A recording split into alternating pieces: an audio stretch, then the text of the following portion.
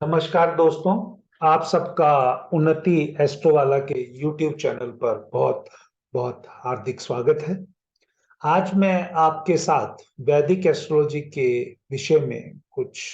बातें करूंगा और एक चार्ट पे आपको एग्जाम्पल भी दूंगा। आज का विषय जो मेरा बात करने का है कि अगर आप जिस टाइम पे पैदा हुए हैं, आपके बर्थ के समय पे अगर आपका लग्नेश किसी वजह से विपित तारा में आ जाए और विपित तारा का लग्नेश आने के बाद जब वो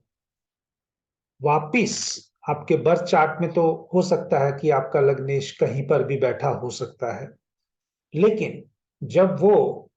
ट्रांजिट में, गोचर में लग्नेश का, आपका कुंडली का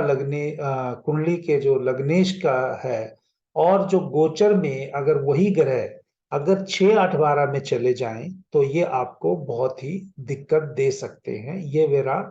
वैदिक एस्ट्रोलॉजी के हिसाब से मैं आपको बता रहा हूं, ये मेरी प्रैक्टिस में सामने आया है। दूसरा, एक ये भी चीज देखी गई है, अगर मान लीजिए लग्नेश बाय चांस आपके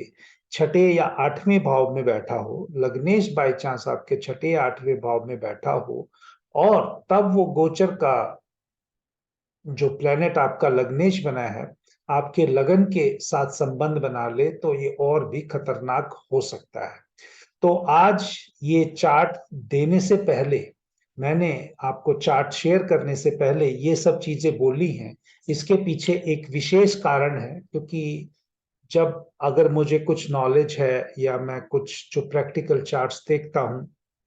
वो यूट्यूब पे बगैर किसी भेदभाव के मैं शेयर करने की कोशिश करता हूं। तो आज मैं आपके साथ जो चार्ट शेयर करने जा रहा हूं वो एक बहुत ही आप कह सकते हैं फेमस पर्सन का, या आप कह सकते हैं सेलिब्रिटी का चार्ट है। और ये चार्ट जो मैंने लिया है, ये अभी फिलहाल इनकी स्थिति जो भी चोट की वजह से कह लीजिए जो बनी हुई है, उस विषय में देखते हुए किया है।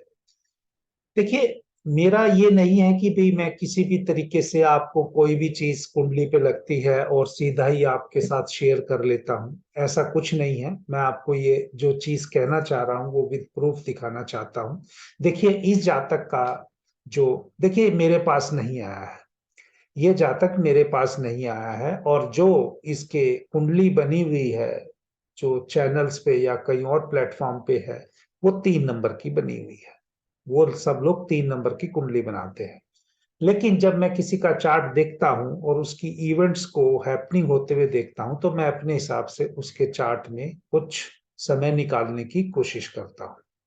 बहुत सारी टेक्निक है और मैं कोई दावे के साथ नहीं कहता हूं कि यही है, लेकिन जब कोई चीज मुझे दिखाई देती है, चाहे वो भृगुनंदी नाड़ी से, चाहे वैदिक एस्ट्रोलॉजी से, चाहे केपी से, चाहे न्यूमरोलॉजी से, मैं उसी हिसाब से उसको शेयर करने की कोशिश करता हूँ। अगर देखिए, मैं इनका समय अगर जो भी मैंने लिया है 4/10/1997 का, ये इनका डेट ऑफ बर्थ वहां पर वेबसाइट पे अवेलेबल है, बहुत सारी सोशल मीडिया वेब पे। और उसमें जो टाइम दिया है, मैं पहले ही कह रहा हूं, वहां पर 3 नंबर की कुंडली बनी हुई है, मैंने यहाँ पर 1 नंबर की कुंडली बनाई है। तो 1 नंबर का जो लग्नेश जो बनेगा वो मंगल बनेगा, और मंगल जो है यहाँ विपत तारा या डेंजर के अंदर आएगा। और जो मंगल है यहाँ पर वो बैठा भी अष्टम भाव में है, अपनी ही राशि में बैठा है शुक्र के साथ। जब अब मैंने जो आपको चीज बताई है वो इसका संबंध, यानी लगन का जो लग्नेश बना है मंगल का, अगर गोचर का मंगल किसी भी प्रकार से मंगल के साथ संबंध बना ले, तो वहां पर ये आपको दुर्घटना दे सकता है। देखिए, यहाँ पर ये जो मंगल है वक्री होकर राहु के साथ, बिल्कुल उस दिन जब ये एक्सीडेंट इनका हुआ है, वो उस चीज को इंडिकेट करता है। साथ में ही जो आप देखते हैं कि दसम भाव में जो संबंध बन रहा है, या आप एक प्रकार से ये भी कह सकते हैं कि जो शनि और शुक्र जो उस दिन दसम भाव में, यानी शनि जो है वो एक दुख को भी, या एक शुक्र जो है एक व्हीकल को इंडिकेट करता है। बट उससे पहले, मैं डिटेल में जाने से पहले आपको एक चीज और बताना चाहूंगा कि इनकी कुंडली में अभी यहाँ पर आप देखेंगे तो शनि और जो गुरु के बीच में है वो राशि परिवर्तन है, और शनि और गुरु दोनों ही वक्री हैं। वक्री जब ग्रह हो जाता है तो वो कम से कम दो राशियों की या दो भाव का इम्पैक्ट साथ लेके चलता है। और जब इन ग्रहों का केतु के साथ या राहु के साथ संबंध बनता है तो ये ज्यादा ही थोड़े से खतरनाक रिजल्ट उस टाइम पे दे सकते, खतरनाक अच्छे के लिए भी और खतरनाक बुरे के लिए भी। इसलिए जातक को हमेशा अपने जीवन में कुछ चीजों का ध्यान रखना पड़ता है कि भी उनके साथ कोई नेगेटिव इवेंट ना हो। तो यहाँ पर देखिए, जब ये 12 नंबर की राशि इनके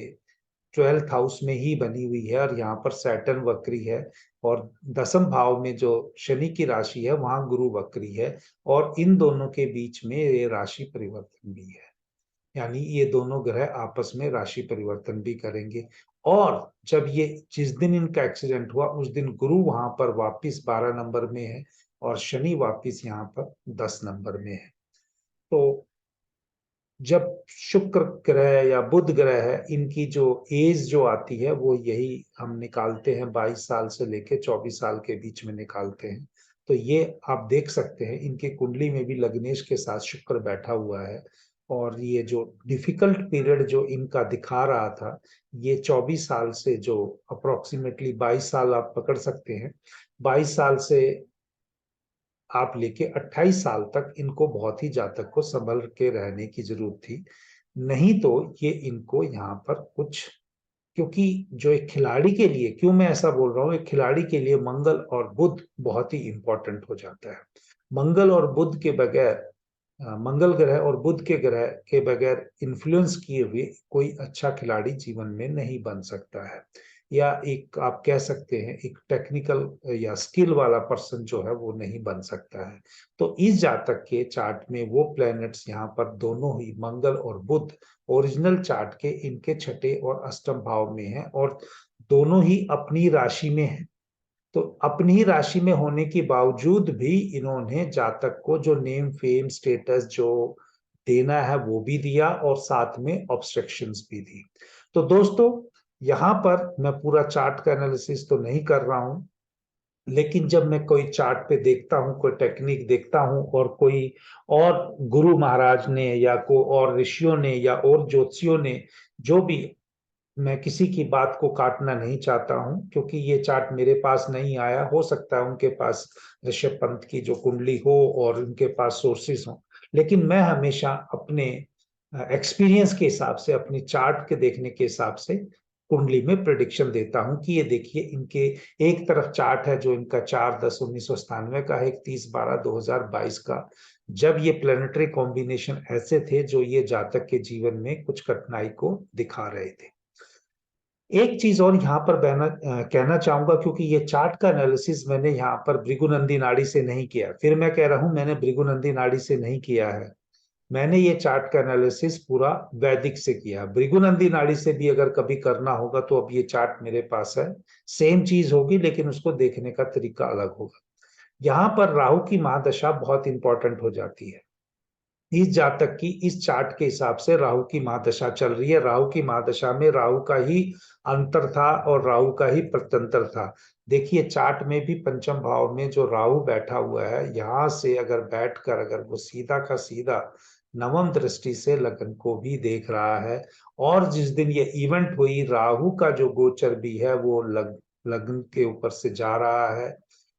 और ये सारी चीजें इस तरह से इंडिकेट कर रही हैं कि जो राहु है वो मंगल की राशि में भी है, तो जातक के जीवन में कोई ना कोई घटना को इंडिकेट करता है। जरूरी नहीं है कि ये घटना चोट फेट की ही होती, अगर यहाँ पर मंगल की कोई और पॉजिटिव वे में अगर ये गाड़ी ड्राइव या कोई राहु की डिजायर को अगर हम ना करके कोई राहु के कोई धर्म की यात्रा पर होते, तो जरूरी नहीं है कि ये चोट इनको लगती। तो ये हमेशा आप किसी अच्छे ज्योतिष से या अच्छे ज्योतिष की जानकारी करने वाले से आप हमेशा अपने बारे में साल में या 2 साल में आप पूछते रहिए। मैं ये नहीं कह रहा हूं कि मुझसे पूछिए, आपके अपना कम से कम साल 2 साल का, क्योंकि हर 2.5 साल में आदमी की एनर्जी चेंज होती है। हर 2.5 साल में जब आदमी की एनर्जी चेंज होती है तो उस जातक को कम से कम 2-2.5 साल के बाद अपना क्या करेक्टिव एक्शन लेना चाहिए। बहुत से लोगों को भगवान से ही डायरेक्टली अपने आप इंडिकेशन मिल जाता है, उनको किसी ज्योतिष के पास जाने की जरूरत नहीं पड़ती, उनको अपने आप ही भगवान से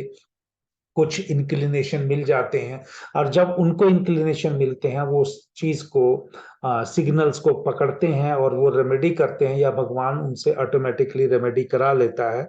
या उनको वो ग्रह का जो एनर्जी है वो किसी तरह से कंज्यूम हो जाती है। तो इस तरीके से उन ये चीजों में कोई अप्रिय घटना भी नहीं होती। देखिए, हम सब लोग जो आए हैं अपने कर्मों को निभाने के लिए आए हैं। अगर कर्मों से देखें तो बहुत सारे लोग शनि से देखते हैं, बहुत सारे लोग किसी और से देखते हैं। मेरा एक कंसेप्ट है कि मैं केतु से आपके संचित कर्म, शनि से आपके प्रारब्ध कर्म और आगामी कर्म हमेशा राहु से देखता हूं। अगर कोई भी जातक इन चीजों को